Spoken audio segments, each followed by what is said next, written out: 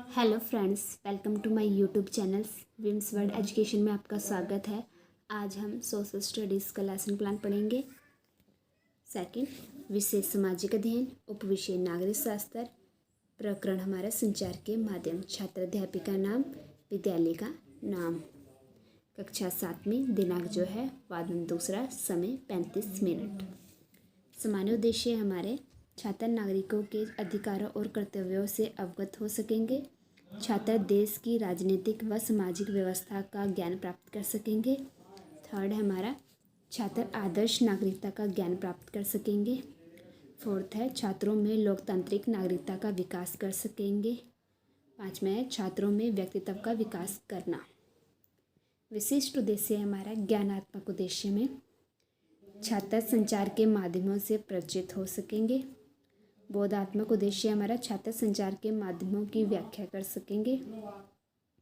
Third है हमारा प्रयोगात्मक उद्देश्य छात्र संचार के माध्यमों को जान सकेंगे और उनका सही तरीके से प्रयोग कर सकेंगे। उसके बाद है सहायक उपकरण, सामपट, सुधाखंड, रंगीन सुधाखंड, मार्जनी, संकेतिका, चित्र। पूर्व ज्ञान, छात्र संचार के माध्यमों के बारे में सामान्य जानकारी रखते हैं। उसके बाद हमारे प्रस्तावना वाले प्रश्न आ जाएंगे। क्रम संख्या, छात्र अध्यापिकाएं क्रियाएं, छात्र क्रियाएं, संचार के माध्यमों के रिलेटेड क्वेश्चन। सरकार की लोक कल्याणकारी योजनाएं कब सफल होती हैं? छात्र उत्तर देंगे, सरकार की लोक कल्याणकारी योजनाएं तब सफल होती है जब लोगों को उसका लाभ मिले, ऑब्वियस है तभी सफल होंगे। सेकंड उत्तर है हमारा प्रश्न, जनता योजनाओं का लाभ उठाए इसके लिए क्या आवश्यक है? छात्र उत्तर देंगे, इससे रिलेट करते हुए कोई जवाब हो सकते हैं, ऐसे नहीं कि डिट्टो जैसे आंसर लिखे है वैसे ही जवाब आए। जनता योजनाओं का लाभ उठाए इसके लिए आवश्यक है कि जनता को योजना की सूचना देना। थर्ड क्वेश्चन होगा हमारा, सरकारी योजनाओं की सूचना जनता तक कैसे पहुंचती है? छात्र उत्तर देंगे, सरकारी योजनाओं की सूचना जनता तक प्रचार द्वारा पहुंचती है। फोर्थ क्वेश्चन होगा हमारे, सरकार प्रचार किसके द्वारा करती है? उत्तर देंगे हम, सरकार प्रचार टीवी, रेडियो आदि के माध्यम द्वारा करती है। पांचवा क्वेश्चन होगा हमारा, जनसंचार के माध्यमों के बारे में आप क्या जानते हैं? क्योंकि इस पे माध्यम आ गया है, यही है संचार के माध्यम, इसीलिए हम जनसंचार के माध्यम के बारे में आप क्या जानते हैं? छात्र चुप हो जाएंगे। समस्यात्मक प्रश्न। फिर हमारा उद्देश्य कथन होगा, आज हम विषय सामाजिक अध्ययन के उपविषय नागरिक शास्त्र के अंतर्गत प्रकरण संचार के माध्यमों के विषय में अध्ययन करेंगे। प्लीज़ हमारी वीडियो हमें मोटिवेट करने के लिए हमारी वीडियो को लाइक ज़रूर करें एंड शेयर भी करें अपने फ्रेंड्स के साथ। क्रम संख्या, शिक्षण बिंदु, शिक्षण उद्देश्य, छात्र अध्यापिकाएं क्रियाएं, छात्र क्रियाएं, विधि प्रविधि, मूल्यांकन। पहला प्रस्तुतिकरण, संचार माध्यम का अर्थ। विकासात्मक प्रश्न। पहला क्वेश्चन होगा, हम अपने विचारों व समस्याओं को दूसरों तक कैसे पहुंचाते हैं? छात्र उत्तर देंगे, हम अपने विचारों व समस्याओं को दूसरों तक मोबाइल या सोशल मीडिया द्वारा पहुंचाते हैं। सेकंड क्वेश्चन है हमारा, सोशल साइट से आप क्या प्राप्त करते हैं? छात्र उत्तर देंगे, सोशल साइट से हम जानकारियाँ प्राप्त करते हैं। थर्ड क्वेश्चन है हमारा, विभिन्न जानकारियाँ देने वाले माध्यम क्या कहलाते हैं? छात्र उत्तर नहीं दे पाएंगे, ये हमारा अस्पष्ट उत्तर हो जाएगा, मतलब नहीं दे पाएंगे। विधि हमारी प्रश्नोत्तर विधि है। उसके बाद हम स्पष्टीकरण करेंगे। मीडिया अंग्रेजी के मीडियम शब्द का बहुवचन है और इसका तात्पर्य है उन विभिन्न तरीकों से है जिनके द्वारा हम समाज में विचारों का आदान प्रदान करते हैं। मीडिया का अर्थ है माध्यम, क्योंकि मीडिया का संदर्भ संचार माध्यमों से है, इसलिए हर चीज़ जैसे फ़ोन पर बात करने से लेकर टीवी पर शाम के समाचार सुनने तक को मीडिया कहा जाता है। संचार के माध्यम हमारे लिए बहुत ज़्यादा महत्वपूर्ण हैं। जनसंचार के माध्यम को मास मीडिया भी कहा जाता है। छात्र ध्यानपूर्वक सुनेंगे। व्याख्यान विधि हम उन्हें बता रहे हैं और जो मेन पॉइंट है, जैसे इसका अर्थ क्या होता है, लिखा हुआ है माध्यम सूचनाओं की जानकारी हमें मीडिया से मिलती है। संचार के माध्यम कौन कौन से, टीवी, फैक्स आदि। ऐसे शामपट में लिखना है। उसके बाद फिर क्रम संख्या, शिक्षण बिंदु, ये तो पहले जैसे बनाया है।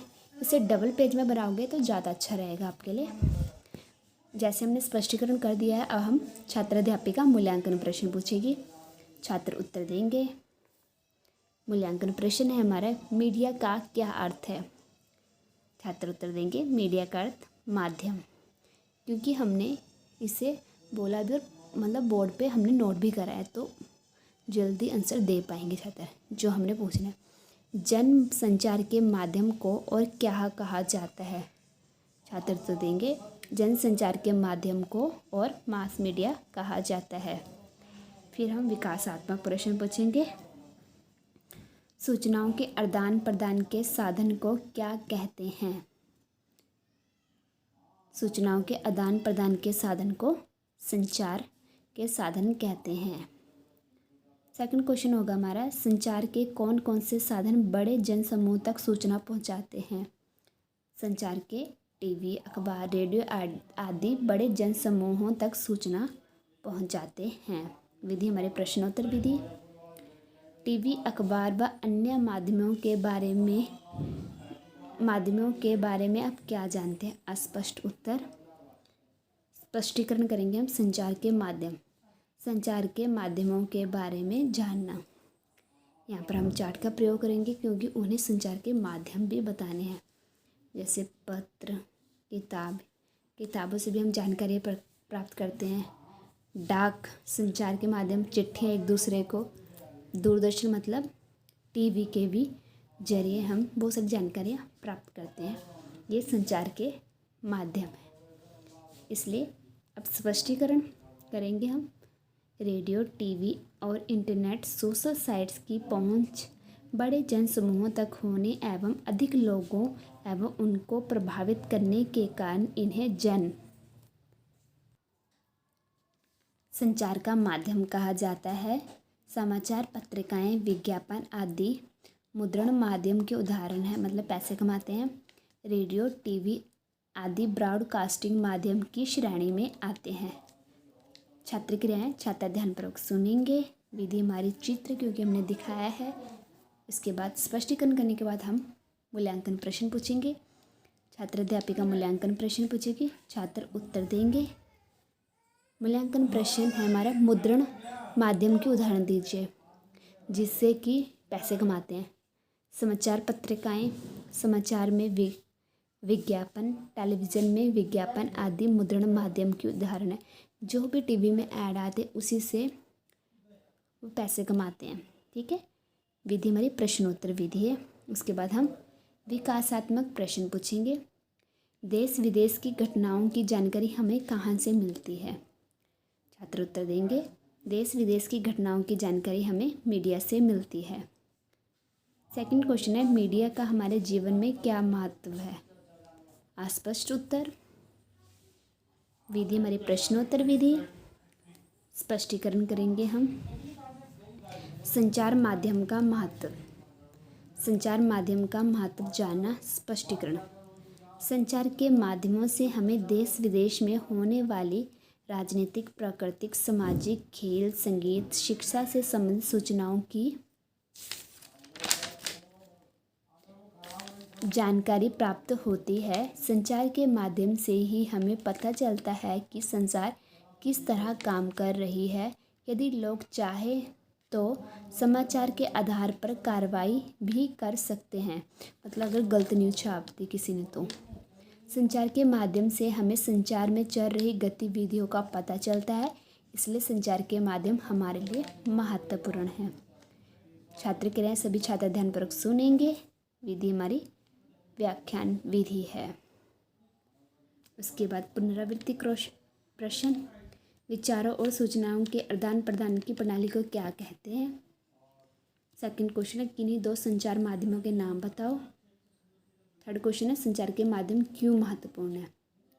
उसके बाद निरीक्षण कार्य, छात्र अध्यापिका संपूर्ण कक्षा में घूमकर संपन्न कार्यों को छात्रों द्वारा अपनी लेखन पुस्तिका में लिखे जाने का निरीक्षण करेगी। उसके बाद गृह कार्य है हमारा, संचार माध्यम का अर्थ बताते हुए इसके कौन कौन से माध्यम हैं उदाहरण दीजिए। सेकंड क्वेश्चन हो जाएगा हमारा संचार के माध्यम क्यों महत्वपूर्ण है विस्तारपूर्वक बताएं। अगर आपको हमारी वीडियो पसंद I like share and subscribe करना ना भूलें। मैं आपको एक बार पॉइंट बता देती हूँ कौन कौन से हैं। पहला है प्रस्तुतिकरण, संचार माध्यम का अर्थ। पहले विकासात्मक, स्पष्टीकरण, मूल्यांकन प्रश्न, विकासात्मक प्रश्न। सेकंड पॉइंट है हमारा संचार के माध्यमों के बारे में जानना, फिर स्पष्टीकरण, चित्र का दिखाना, मूल्यांकन प्रश्न, विकासात्मक प्रश्न।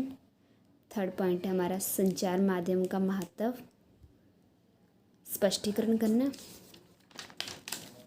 उसके बाद पुनरावृत्ति, स्पष्टीकरण करने के बाद पुनरावृत्ति प्रश्न, निरीक्षण कार्य, गृह कार्य।